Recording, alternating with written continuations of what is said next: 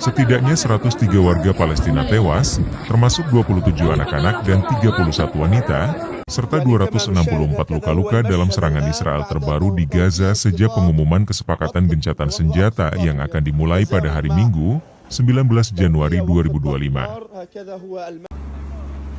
Menurut Mahmud Basal, juru bicara Dinas Pertahanan Sipil Gaza, yang dilansir Al Jazeera, para korban tewas setelah pengumuman pada hari Rabu tentang perjanjian gencatan senjata antara Hamas dan Israel.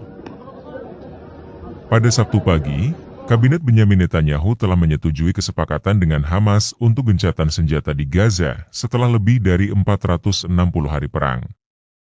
Namun sebelumnya, dua menteri pemerintah ultranasionalis sayap kanan Israel mengancam akan mengundurkan diri dari pemerintahan Perdana Menteri Benyamin Netanyahu jika kesepakatan gencatan senjata diratifikasi.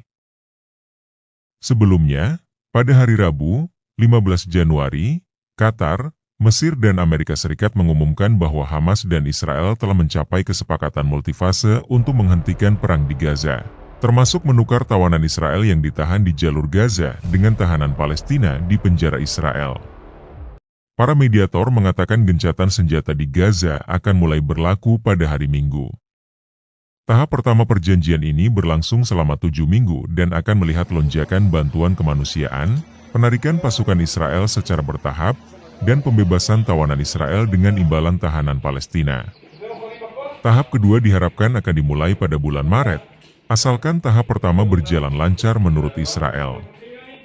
Perang Israel di Gaza telah menewaskan sedikitnya 46.788 warga Palestina dan melukai 110.453 orang sejak 7 Oktober 2023. Setidaknya 1.139 orang tewas di Israel selama serangan yang dipimpin Hamas hari itu dan lebih dari 200 orang ditawan.